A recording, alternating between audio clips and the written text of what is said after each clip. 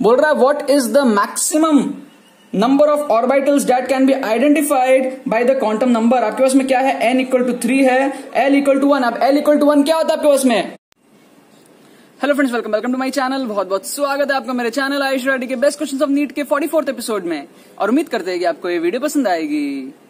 तो देखो यार, यहाँ पर मैंने आपके सामने 4 क्वेश्चन लिया है दोबारा से AIPMT 2014 का। यहाँ पर आपको 2 क्वेश्चन दिख रहा है भैया केमिस्ट्री का, और यहाँ पर पीछे भी आपको 2 क्वेश्चन दिख रहा है केमिस्ट्री का, सेम पेपर का AIPMT 2014 में से। देखते हैं इन क्वेश्चन को हम लोग कैसे यहाँ पर सॉल्व करते हैं। यहाँ पर जो पहला क्वेश्चन है वो कह रहा है कि भैया Be2+ is iso electronic with which of the following ions. तो आइसो इलेक्ट्रॉनिक का मतलब क्या होता है, हमारे पास में जो नंबर ऑफ इलेक्ट्रॉन्स हो जाएंगे वो क्या हो जाएंगे, सेम हो जाएंगे। तो Be2+ के कितने नंबर ऑफ इलेक्ट्रॉन्स हैं, देखो हाइड्रोजन होता है, फिर हीलियम होता है, फिर लिथियम होता है, फिर बेरिलियम होता है। तो बेरिलियम की होता है हमारे पास में 4, और उसमें से हमको 2+ करना, मतलब 2 इलेक्ट्रॉन को हमको भगा देना है। तो बचेगा कितना, 2। तो Be2+ के कितने होंगे, 2। अब ऑप्शंस में चेक करो, 2 किसके लिए होंगे, Li के लिए होते हैं 3, तो Li+ के लिए हमारे पास में होंगे 2। तो करेक्ट आंसर क्या हो जाएगा हमारे पास में, Li+ का हमारे पास में जो इलेक्ट्रॉन नंबर है वो हमारे पास में क्या हो जाएगा, Be2+ के बराबर हो जाएगा। मतलब Li+ और Be2+ हमारे पास में आइसो इलेक्ट्रॉनिक कहलाएंगे। ठीक है, नेक्स्ट क्वेश्चन देखता है। नेक्स्ट क्वेश्चन बोल रहा है कि फॉर अ रिवर्सिबल रिएक्शन, एक रिवर्सिबल रिएक्शन आपके पास में इस तरीके का कि N2 आपके पास में गैसियस स्टेट में आपको बोल रहा है प्लस 3H2 आपके गैसियस स्टेट में है। आपको फॉरवर्ड एंड बैकवर्ड एक इक्विलिब्रियम स्टेट में हमारे पास में, इक्विलिब्रियम स्टेट में है कि हमारे पास में रिवर्सिबल रिएक्शन है 2NH3 plus heat. Equilibrium shifts in forward direction. जो इक्विलिब्रियम है हमारे पास में वो क्या होता है, शिफ्ट करता है फॉरवर्ड डायरेक्शन में। कब, क्या हम इंक्रीज करें कंसंट्रेशन NH3 का, क्या डिक्रीज करें, वगैरह वगैरह। तो यहां पर क्या लगता है आपको पता है, ली चैटिलियर प्रिंसिपल लगती है। इसका मतलब फंडा ऐसा कुछ होता है कि अगर आप N2 की वैल्यू को बढ़ाते हो, अगर आप N2 की वैल्यू को बढ़ाते हो तो कहां फॉरवर्ड शिफ्ट होता है, N2 कम करना पसंद करता है। अगर आप NH3 की वैल्यू को बढ़ाते हो तो बैकवर्ड शिफ्ट होता है। ठीक है ना, अगर आप NH3 की वैल्यू को कम करते हो तो फॉरवर्ड शिफ्ट होता है। मतलब जो आप करोगे उसका उल्टा वो कंपेंसेट करने की कोशिश करेगा, ये हमारा ली चैटिलियर प्रिंसिपल कहता है। ठीक है, मतलब कि यहां पर क्या होता है, अगर आप प्रेशर बढ़ाते हो, ये रूल्स होते हैं, रूल्स आपको थ्योरी के अंदर में पढ़ने चाहिए। अगर आप प्रेशर बढ़ाते हो तो उस तरफ जाता है जहां पर हमारे पास में नंबर ऑफ गैसेस मोल्स कम हो। मतलब अगर आप प्रेशर बढ़ाते हो तो यहां पर आपको 3+1 4 गैसेस मोल्स दिख रहे हैं, यहां पर आपको 2 दिख रहा है। तो आप प्रेशर बढ़ाओगे तो ये आगे की तरफ जाएगा, और प्रेशर कम करोगे तो पीछे की तरफ जाएगा। ठीक है ना, आपके पास में क्या होता है, अगर आप टेम्परेचर बढ़ाते हो, अगर आप टेम्परेचर बढ़ाते हो तो वो उस तरफ जाएगा जहां पर टेम्परेचर एब्जॉर्ब हो जाए। तो एंडोथर्मिक रिएक्शन अगर आपके पास में हो तो उस तरफ जाता है जहां पर एब्जॉर्ब हो जाए, और अगर आप कम करते हो तो उस तरफ जाता है जहां पर वो रिलीज हो जाए। ठीक है, आपके पास में क्या एक इक्विलिब्रियम कंडीशन में आपके पास में है, आप थोड़ा बहुत छेड़छाड़ करोगे तो उसको कंपेंसेट करने का कोशिश करेगा। ठीक, तो यहां पर देखो आपके पास करेक्ट आंसर क्या होगा, increase the concentration of NH3। अगर आप NH3 के कंसंट्रेशन को बढ़ाते हो तो क्या होगा, बैकवर्ड जाएगा। तो ये हमारा क्या करेक्ट नहीं है, क्योंकि हमको तो क्या चाहिए, फॉरवर्ड वाला चाहिए। ठीक, फिर देखते हैं हम डिक्रीज द प्रेशर। मैंने क्या बताया, अगर आप प्रेशर इंक्रीज करते हो तो कहां जाएगा, जहां पर नंबर ऑफ गैसेस मोल्स कम होए, और डिक्रीज करोगे तो कहां जाएगा, जहां नंबर ऑफ गैसेस मोल्स ज्यादा होए। तो नंबर ऑफ गैसेस मोल्स कहां ज्यादा है, लेफ्ट हैंड साइड में ज्यादा है, तो डिक्रीज करोगे तो लेफ्ट हैंड साइड में जाएगा। तो ये भी हमारा क्या हो गया, गलत हो गया। By decreasing the concentration of N2 and H2, अगर आप N2 और H2 कंसंट्रेशन को डिक्रीज करोगे तो वापस से बैकवर्ड आएगा, है ना, क्योंकि इसका कंसंट्रेशन कम हो रहा है तो उसको बढ़ाना पड़ेगा, तो वापस से बैकवर्ड आएगा। तो ये भी हमारा गलत हो गया, ये भी हमारा बैकवर्ड है। तो बचा क्या हमारे पास में, 4th ऑप्शन करेक्ट हुआ।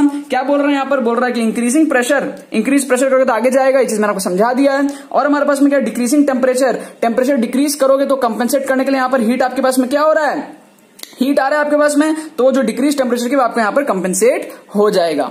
ठीक है, नेक्स्ट देखते हैं। नेक्स्ट क्या बोल रहा है what is the maximum number of orbitals that can be identified by the quantum number. आपके पास में क्या है, n इक्वल टू 3 है, l इक्वल टू 1। अब l इक्वल टू 1 क्या होता है आपके पास में, n आपके पास में s p d इस तरीके से होता है। आपके पास में s 0, p आपका 1, d आपका 2, f आपका 3। तो ये क्या हो गया आपका sp हो गया, है ना, सॉरी p हो गया आपका, p 3p हो जाएगा आपके पास में। ठीक है, और ml की वैल्यू आपको दे रखी है 0। समझने का ट्राई करो, आपका क्या होता है, जो आपके इसमें L की वैल्यू होती है ना वो लाई करता है 0 से लेकर n-1 तक, और जो आपकी M की वैल्यू होती है ना वो आपका लाई करता है -L से +L के बीच में। ठीक है, तो अगर आपके पास में n की वैल्यू 3 है और आपके पास में L की वैल्यू 1 है, L आपके पास में जो L की वैल्यू 1 है, तो आपकी जो M की वैल्यू होगी वो क्या होगी पता है, आपके पास -1, 0 एंड +1 3 होगी। और इसीलिए तो हमारे पास में 3p में आता है ना, इस तरीके से 3 ऑर्बिटल आते हैं ना 3p के अंदर में। समझ में आ रहा है आपको फंडा क्या है, यहाँ पर नहीं आ रहा है तो समझो थोड़ा सा। ठीक है, आपके पास मान लो आपके उसमें मान लो 4D है, ठीक है, तो D कितना होता है, D आपके उसमें 2 होता है, तो D2 के लिए आपके उसमें n की वैल्यू क्या आएगी, -2 से लेकर +2 तक, तो -2 -1 0 +1 +2 कितने आए टोटल, 5 आए। इसीलिए तो आपके उसमें 5 ऑर्बिटल्स रहते हैं ना, 1 2 3 4 ऐसे 5 रहते हैं ना आपके D में, वही फंडा है यहां पर। तो क्या होता है, -1 एक इसको चला गया, 0 एक इसको चला गया और +1 एक इसको चला गया। आपको स्पेसिफिकली बोल रहा है 0 के लिए, तो एक ही मिला ना आपको, तो करेक्ट आंसर क्या आएगा, ऑर्बिटल कितने हो गए मैक्सिमम 1, तो करेक्ट आंसर आपका हो जाएगा 1। और फिर उस ऑर्बिटल्स के अंदर में आपके उसमें इलेक्ट्रॉन्स रहते हैं +½ और -½ स्पिन के अकॉर्डिंग। कंफ्यूज मत होना, नहीं समझ में आ रहा तो थ्योरी के अंदर में जाओ, थोड़ा पढ़ाई करो, आपको अच्छे समझ में आ जाएगा। n की वैल्यू जो होती है उसके अकॉर्डिंग हमारा l का वैल्यू होता है 0 से लेकर n-1 तक, और जो भी हमारे पास में l की वैल्यू है, अगर 0 है तो 0, अगर 1 है तो -1 0 1, अगर 2 है तो -2 -1 0 1 2 3 है तो -3 -2, इस तरीके से -l से +l के बीच में वो वेरी करता है। तो ये हमारा -l से +l के बीच में -1 0 +1 है, तो एक एक के लिए एक एक है, तो 0 के लिए सिर्फ एक होएगा हमारे पास में, जो कि हमारे पास में करेक्ट आंसर हो जाएगा। लास्ट क्वेश्चन क्या बोल रहा है, लास्ट क्वेश्चन आपको बोल रहा है calculate the energy in joule corresponding to light of wavelength इतना, प्लैंक्स कांस्टेंट दिया, आपको स्पीड ऑफ लाइट दिया। एनर्जी क्या होता है, सिंपल सा फंडा है, एनर्जी इक्वल टू hc/λ होता है। तो hc की वैल्यू क्या होता है आपके उसमें 6.63 × 3, आपके उसमें कितना होता है 19.8, समझो इसको आप 20 ले लो अप्रोक्सीमेटली, तो 20 × 10⁻26 हो जाएगा।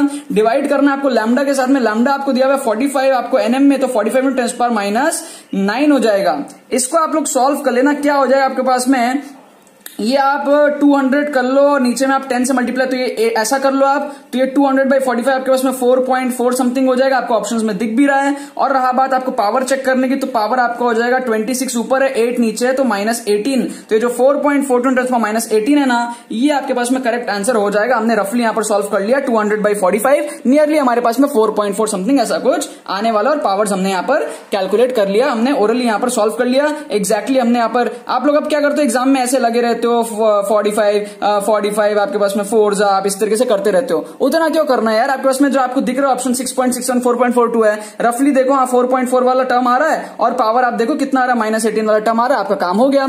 आप लोग उतना डिवाइड वगैरह मत क्या करो एग्जाम वगैरह में, टाइम बहुत कम रहता है ना, ठीक है। बाकी तो बस यही बात है। आई होप आपको पसंद आएगी, आपने कुछ सीखा होगा। अगर आपने कुछ सीखा तो लाइक करना मत भूलना और शेयर करना मत भूलना अपने बाकी फ्रेंड्स के साथ, ताकि वो भी इस प्लेटफॉर्म का मजा उठा सके। बाकी तो बहुत बहुत धन्यवाद वीडियो देखने के लिए, बने रहिए।